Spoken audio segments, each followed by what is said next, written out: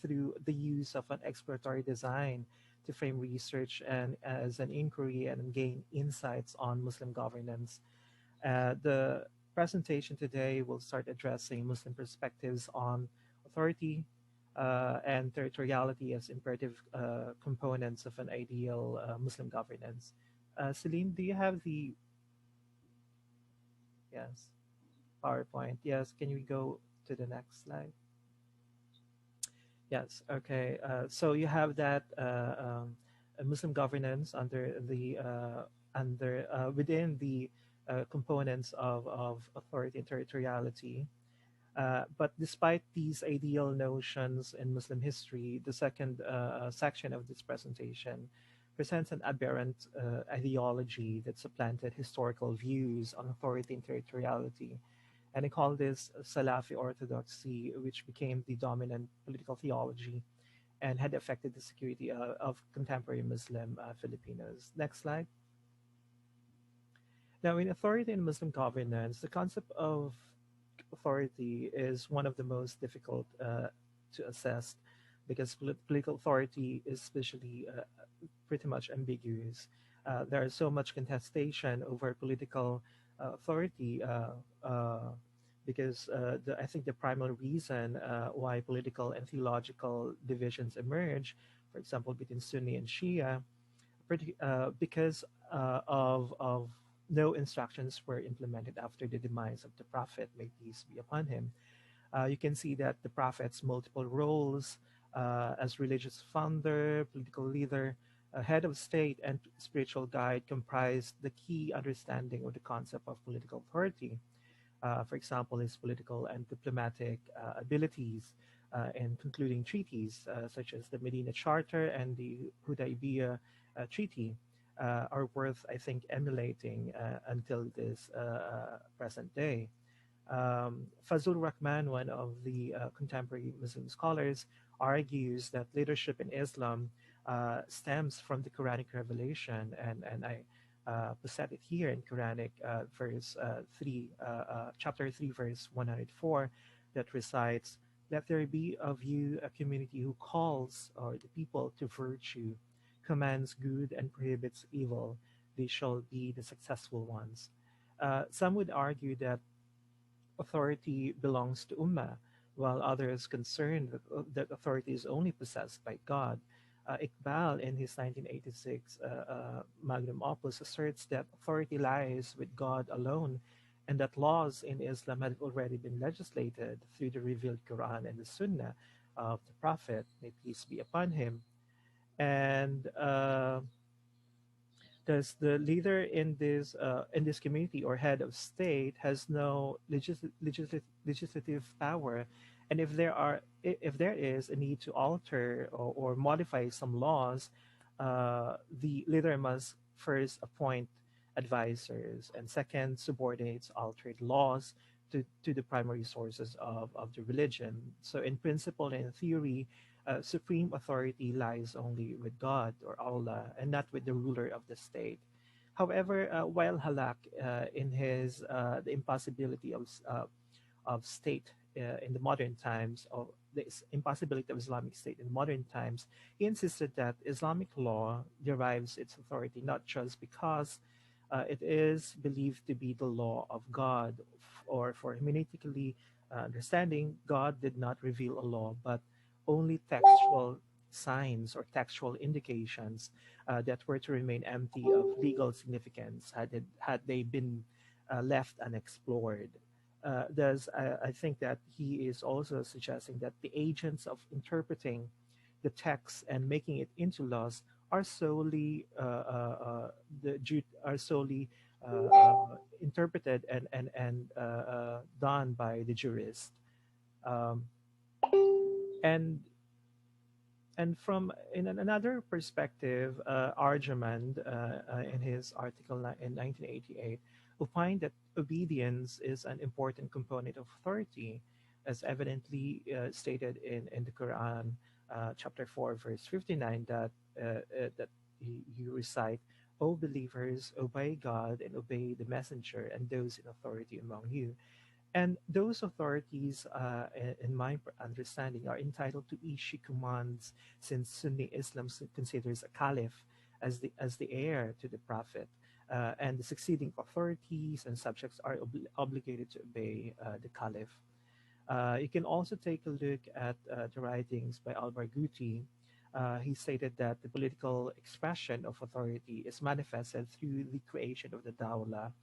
The dawla is a political concept referring to any authoritative political arrangement that is not necessarily associated with supreme power or sovereignty. And through here can also opine that in Islamic civilization, the dawla evolved into a caliphate as some of the earliest experimentation by Muslims in those days. Um,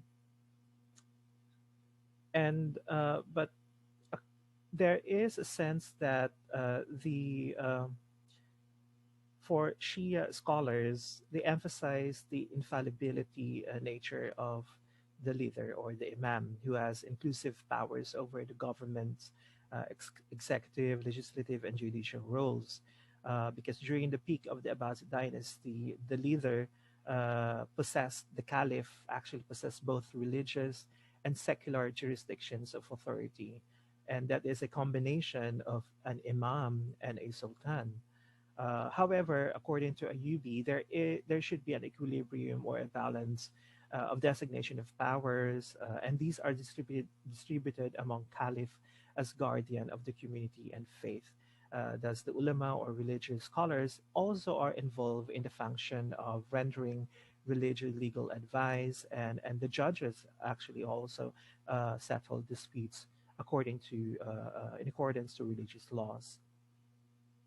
The juridical authority of the leader, especially the caliph, serves as a political symbol I think unifying the ummah or the community. But as the Muslim polity evolves, the basis for this ideological unity is no longer attainable. And you can take a look at some of the writings by Ayubi and other scholars. Um, okay. Um, and another important notion here is Ayatollah Khomeini's Velayat Faqih, or the rule of guardianship by juries, that later became the central body of contemporary Shia political thought, who controlled which the state is controlled by a guardianship-based political system, while recognizing the absence of an infallible 12th Imam, in accordance to the Shia belief in leadership. Now, in the modern period, and after the this integration of the Ottoman Empire in 1924, political authority broke into three types: the monarchical, dictatorial, and semi-democratic. The power of the ulama or the scholars weakened, and with the adoption of the modern nation-state system, and it was divided into two categories: the official ulama and the non-official or the independent ulama. According to Zaman, the official ulama are part of the state bureaucracy, so they are under the payroll of the state, while the non-official ulama are financially and politically independent of state control. And that's one of the, I think, the key characteristic of the golden age of Islamic civilization, where 90% of the ulama or scholars are highly independent and autonomous from the control of the state. Now, next slide. Now we'll go on to the territoriality, and here is has an essential understanding when Muslims try to comprehend the concept of territoriality. But in one of the writings of Derrick's in 2013 article, he pointed out that it has various synonyms, interpretations, and understandings among Muslim scholars. But depending on the context of its usage, the Ummah's usage in the Quran, it may mean Muhammad's closest followers, encompassing all living creatures, a mother, when it is translated in Arabic, a community, when you refer to the early communities such as the Sumerian, the Aramaic, and the Hebrew communities, or a unified Muslim world in the modern discourse, as pointed out by Mandeville in 2001 article. Um, you can also take a look that Ummah can also be expressed as a millah, which may mean a way, a path, or a cult under a divine ruler with a set of views and deeds. Uh, um, those are some of the characteristics of Ummah. But the first historical record of an established Ummah was when the Prophet Muhammad, may peace be upon him, became the leader of different communities composed of Muslims, Jews, pagans, and Christians in Medina, or Yathrib in those previous times, which is now based in Saudi Arabia. The city of Medina cemented, the leadership was cemented by an agreed treaty or the Medina Charter, stipulating articles of collective security among these different religious communities.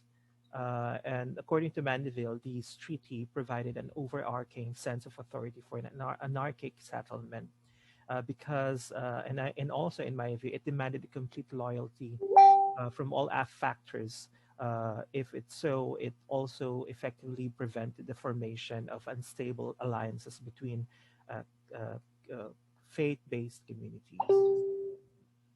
Now, this the type of uh, this kind of type of ummah is actually envisioned by the Islamists. When we say Islamists, the political parties in Muslim states, and the jihadis also, the transnational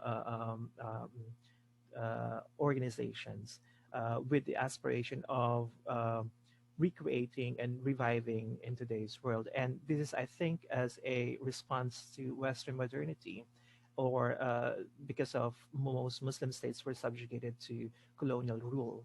But however, most Islamists have come to accept the current political configuration of their states.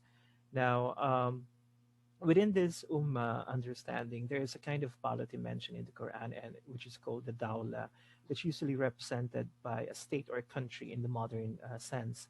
According to Ayubi and other authors, the original meaning of dawla as used in the medieval era connotes to turn or rotate or alternate. It was even used to describe fortunes, vicissitudes, or dynasty, which was used during the Abbasid period.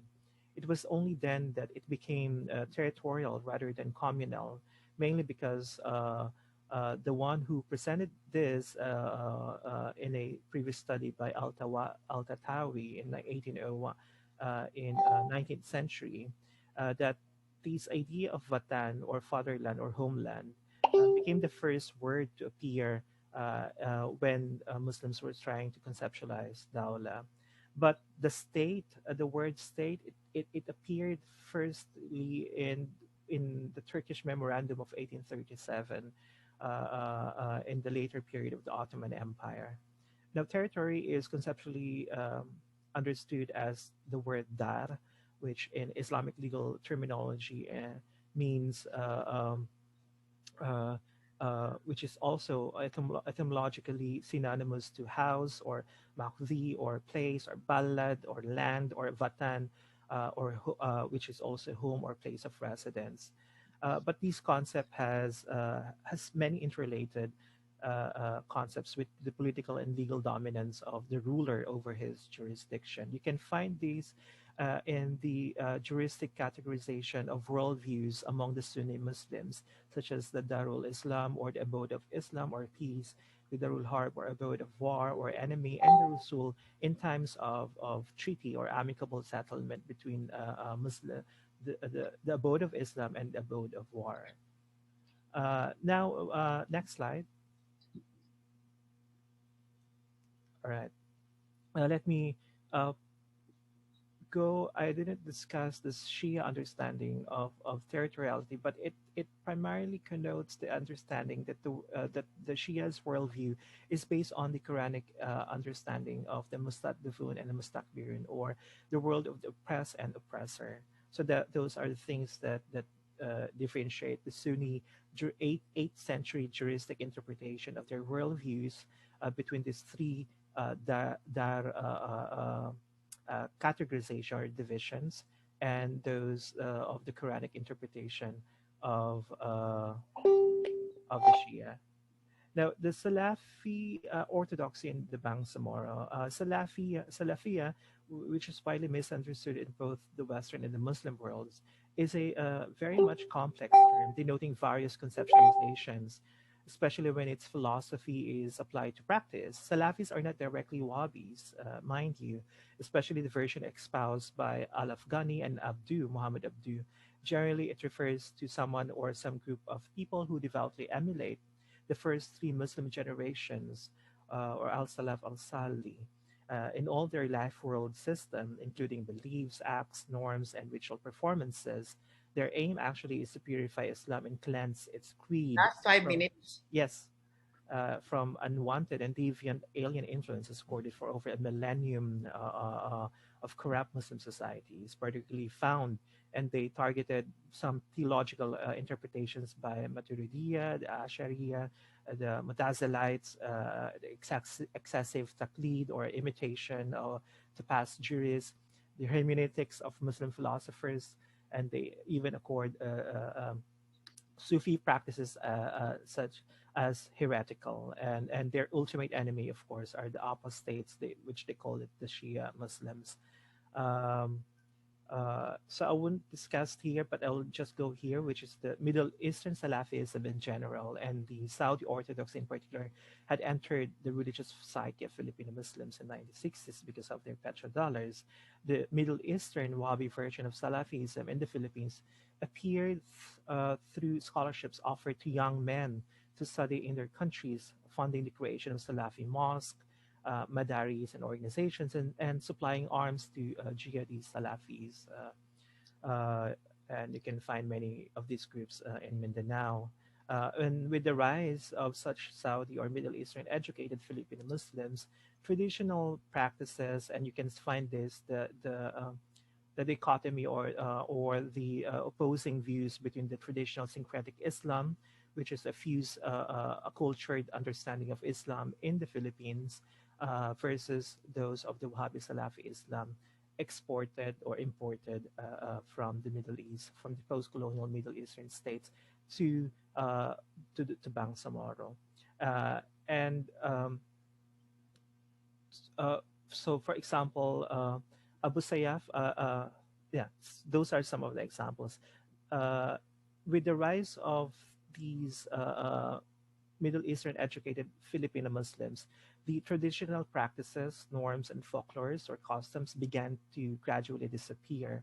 Customs such as commemorating the birth of the Prophet, musical expressions in singing and dancing, use of colorful traditional dress codes, women's right not to wear the Arab styled hijab, use of traditional linguistics on Islamic holidays, use of prayer beads, saying of more than 11 prostrations during the Taraweeh prayers, and many others are being practiced less because of the gradual influence of Salafi Muslims, Filipino Muslims. Now, Last 2 minutes. yes, indeed, such as Arabized dress code and other cultural understanding from the Arab has paved the way for mainstreaming Islam in the Philippines. Um, what else? I think I will finish here, and I will be gladly listening to Eric's discussion. Thank you very much, Professor Nassef.